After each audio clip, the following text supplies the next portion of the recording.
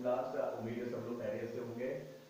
आज हमारा एक और लेक्चर है जो कि फ्यूचर परफेक्ट कंटीन्यूअस के हवाले से है और आज हमारे टेंसेस का ये लास्ट लेक्चर है, क्योंकि आप लोग जानते हैं कि मैंने प्रेजेंट के तमाम लेक्चर्स आपको दिए हैं। Present simple, present indefinite, present continuous, present perfect continuous. Past में भी मैंने तकरीबन आपको past simple, past indefinite, past continuous, past perfect और पास्ट परफेक्ट कंटीन्यूअस तमाम लेक्चर्स दिए हैं और फ्यूचर में भी हमने future indefinite, future continuous, future perfect और ये लास्ट लेक्चर है हमारा फ्यूचर परफेक्ट कंटीन्यूअस। तो आज का जो हमारा लेक्चर है ग्रामर के हवाले से वो लास्ट लेक्चर है। इंशाल्लाह इस लेक्चर के बाद हम जो बात करेंगे वो एक्टिव पैसिव के हवाले से बात करेंगे।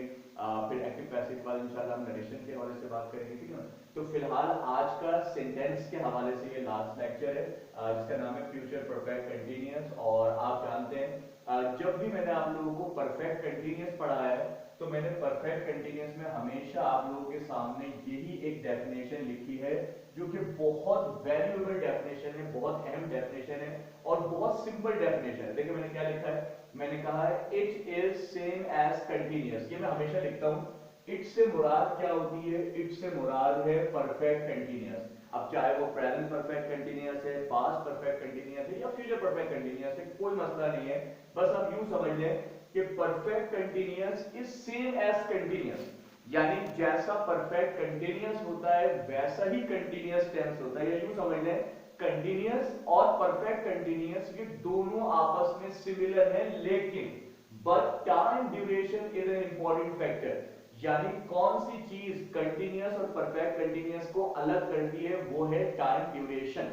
तो जैसे ही किसी भी सेंटेंस के अंदर टाइम, किसी भी कंटीन्यूअस टेंस के अंदर जब टाइम ड्यूरेशन डाल दिया जाता है तो वो सेंटेंस फौरन क्या बन जाता है, वो परफेक्ट कंटीन्यूअस बन जाता है। तो हम इसको आपको और भी समझाते हैं, टेंसेस लिखे हमने आपके लिए। फिलहाल हम आपको बताते हैं फॉर्मूला क्या है।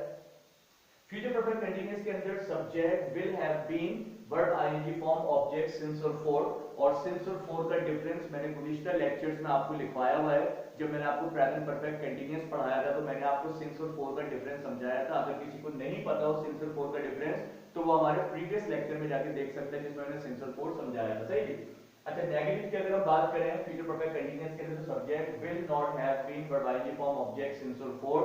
फिर अगर इंटेरोगेटिव है तो will subject have been, verb ING form, object since and for और क्वेश्चन मार्क। फिर अगर डब्ल्यूएच क्वेश्चन है तो डब्ल्यूएच के फौरन बाद will the subject have been, verb ING form, object since and for. तो अब हम ये वाली डेफिनेशन को यहां पर आपको प्रूव करके दिखाते हैं। देखिए मैंने आपसे कहा है perfect continuous is same as continuous. तो देखिए अगर ये वाला सेंटेंस देखूं मैं कि वो आपके इंतजार में बैठे हुए होंगे, यानी कि फ्यूचर की बात कर रहे हैं कि भाई वो लोग आपके इंतजार में बैठे हुए होंगे। तो अगर ऑफिशियली देखा जाए तो कंटिन्यू बात की जा रही है कि भाई बैठे हुए होंगे, अभी तक उठे नहीं होंगे, बैठे हुए होंगे, तो फ्यूचर कंटिन्यूअस है। तो सवाल ये सर आप फ्यूचर परफेक्ट कंटिन्यूअस पढ़ा रहे हो, टेंस आपने फ्यूचर कंटिन्यूअस का लिखा था, हम यही तो बता रहे हैं आपको कि चाहे कंटिन्यूअस टेंस हो चाहे परफेक्ट कंटिन्यूअस हो, ट्रांसलेशन बिल्कुल सेम होती है। अगर फर्क होता है तो किस चीज का, टाइम ड्यूरेशन का। मिसाल के तौर पर अभी ये सेंटेंस देखो मैंने डैश इसलिए छोड़ा है, ये डैश मैंने छोड़ा है टाइम के लिए।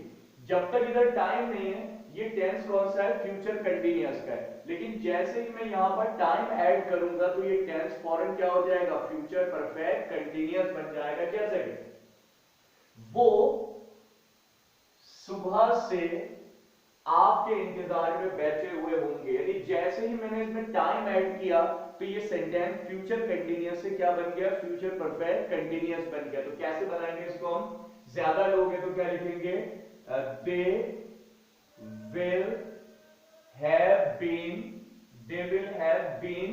अच्छा मैंने आपको लास्ट में बताया था कि जब दो वर्ब आ जाते हैं तो उसमें करना क्या होता है, देखिए इंतजार करना भी वर्ब है और बैठना भी वर्ब है। तो मैंने आपको सिखाया था लास्ट टाइम कि जो वर्ब पहले आ रहा होता है उसको अंग्रेजी बनाते वक्त बाद में लिखेंगे और जो बाद में आ रहा होता है उसको इंग्लिश बनाते वक्त पहले लिखेंगे, सही। तो क्या लिखेंगे, तो पहले हम सिटिंग का वर्ड लगाएंगे, तो they will have been sitting, सही है जी। फिर उसके बाद लिखा हुआ है इंतजार में, तो मैं को कहते हैं इन और इंतजार का मतलब होता है वेट। और आप ये जानते हैं जब भी प्रीपोजिशन के बाद वर्ब आता है तो वर्ब की कौन सी फॉर्म लगाई जाती है, आईएनजी फॉर्म लगाई जाती है, सिवाय टू के। अगर टू के बाद वर्ब आएगा तो फर्स्ट फॉर्म, बाकी टू के अलावा कोई भी प्रीपोजिशन होगा उसके बाद जब वर्ब आएगा तो उसकी आईएनजी फॉर्म लगानी पड़ती है।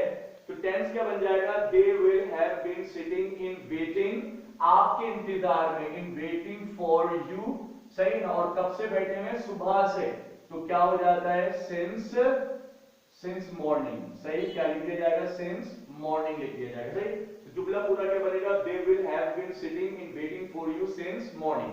तो ये असर्टिव टेंस बना दिया हमने फ्यूचर परफेक्ट कंटीन्यूअस का। आप देखिए अगला सेंटेंस भी देख सकते हैं आप, वो इम्तिहान की तैयारी में नहीं लगा हुआ होगा। लगा हुआ होने से मुराद क्या है, कंटिन्यू बात की जा रही है। नहीं लगा हुआ होगा यानी नेगेटिव की बात की जा रही है और फ्यूचर की बात की जा रही है।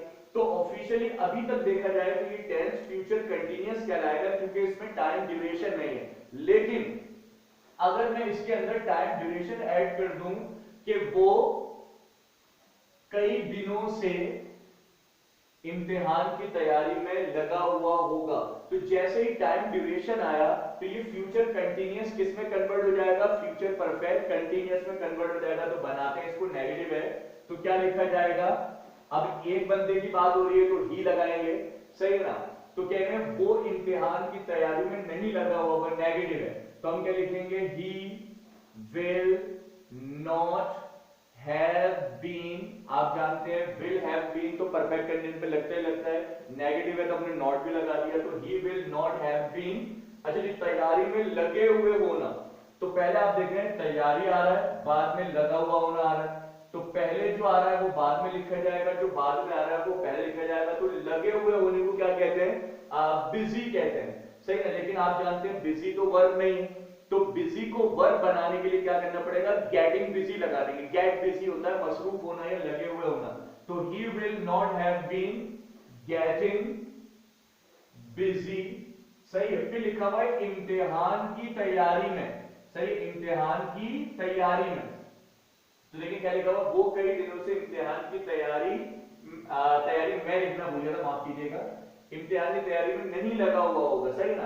तो मैं को क्या कहते हैं, इन कहते हैं, सही ना। अब इम्तिहान की तैयारी तो क्या लिखेंगे, प्रिपरेशन कहते हैं तैयारी को, सही। इन द प्रिपरेशन या इन प्रिपरेशन ऑफ एग्जाम्स, तो क्या लिखा जाएगा, he will not have been getting busy in the preparation of exams, कि वो इम्तिहान की तैयारी में नहीं लगा हुआ होगा। और कब से नहीं लगा हुआ होगा भाई, चलिए जगह थोड़ी सी प्रॉब्लम है, इसको हटा के लिख देता हूं सही से प्रॉपर तरीके से।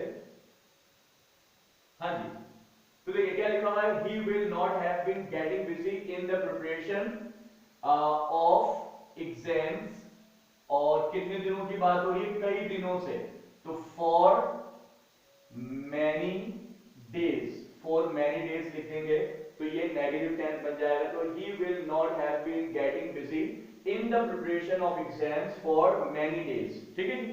तो ये नेगेटिव सेंटेंस हो जाएगा हमारा।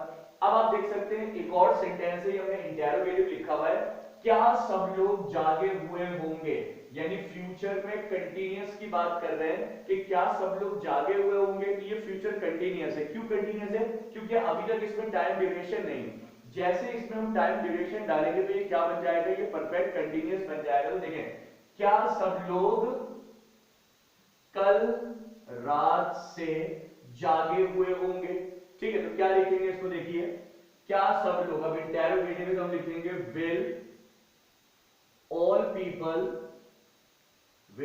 people have been, हाँ जी। अब जागने को क्या कहते हैं, देखिए अगर आप चाहें तो ईडीएम भी इस्तेमाल करते हैं, पूरी रात जागने को कहते हैं बर्न द मिडनाइट, सही है ना, या बर्न द नाइट। अब वैसे तो देखा जाए तो बर्न का मतलब जलाना होता है, लेकिन यहाँ पे बर्न द मिडनाइट से मुराद क्या होता है, रात भर जागने को बर्न द नाइट कहते हैं। तो आप बर्न द नाइट भी लिख सकते हैं या फिर क्या लिख सकते हैं, जागे हुए को अवेक का वर्ड भी लिख सकते हैं, तो आपकी मर्जी है। Will all people have been awakening, सही है। अवेकनिंग की स्पेलिंग होती है, एक मिनट में लिख देता हूं यहां पे, तो will all people have been awakening, AWAKENING, awakening, जागे होना, बेदार हुए होना। तो will all people have been awakening, कल रात से, तो क्या लिखेंगे, सिंस लास्ट नाइट भी लिख सकते हैं या सिंस यस्टरडे नाइट भी लिख सकते हैं और क्वेश्चन मार्क लगा दें। तो will all people have been awakening since last night या सिंस यस्टरडे नाइट, तो दोनों ही सही होते हैं। तो ये हमने आपको इंटेरोगेटिव बता दिया है WH। अब आप नेक्स्ट बताते हैं। तो होपफुली ये आपको फ्यूचर परफेक्ट कंटीन्यूअस का इंटेरोगेटिव समझ में आया होगा। अब आपको नंबर 4 समझाते हैं। वो कहां रुके हुए होंगे, यानी रुके तो कहीं ना कहीं होंगे, कहां रुके होंगे इसका मतलब है ये WH क्वेश्चन है। और ये फिलहाल जब तक टाइम ड्यूरेशन नहीं है तो ये टेंस हमें फ्यूचर कंटीन्यूअस का लग रहा है, सही है। और जैसे इसके अंदर हम टाइम ड्यूरेशन ऐड करेंगे तो ये टेंस क्या बन जाएगा, फ्यूचर परफेक्ट कंटीन्यूअस का। यानी कि मिसाल के तौर पर वो 2 दिनों से कहां रुके हुए होंगे, तो जैसे इसमें टाइम ड्यूरेशन आया तो ये क्या बन जाएगा, परफेक्ट कंटीन्यूअस बन जाएगा। तो देखिए बनाते हैं, चूंकि WH क्वेश्चन है, कहां का मतलब होता है वेयर, तो बनाते हैं यहां पे नंबर 4 के वेयर विल। अब ज्यादा लोग हैं अगर तो दे का इस्तेमाल कर सकते हैं, एक बंदा है तो ही का इस्तेमाल कर सकते हैं। तो हमें ज्यादा लग रहा है क्योंकि वो दिनों से कहां रुके हुए होंगे, तो where will they have been, हाँ रुकने को कहते हैं स्टे, तो स्टेइंग हो जाएगा, सही। तो where will they have been staying 2 दिनों से, तो क्या लिखा जाएगा, फॉर 2 डेज, ठीक है। और आखिर में क्वेश्चन मार्क लगा दीजिए, सही, फॉर 2 डेज, ठीक है। तो क्या लिखा जाएगा, where will they have been staying for 2 days. आप जानते हैं कि जब भी WH क्वेश्चन होता है उसके बाद हेल्पिंग वर्ब लगाना पड़ता है, तो एक हेल्पिंग वर्ब पहले लगाते हैं, बाकी हमने बाद में लगा दिए, स्टेइंग लगा दिया, फॉर 2 डेज लगा दिया, सही। तो होपफुली आपको ये फ्यूचर परफेक्ट कंटीन्यूअस समझ में आ गया होगा।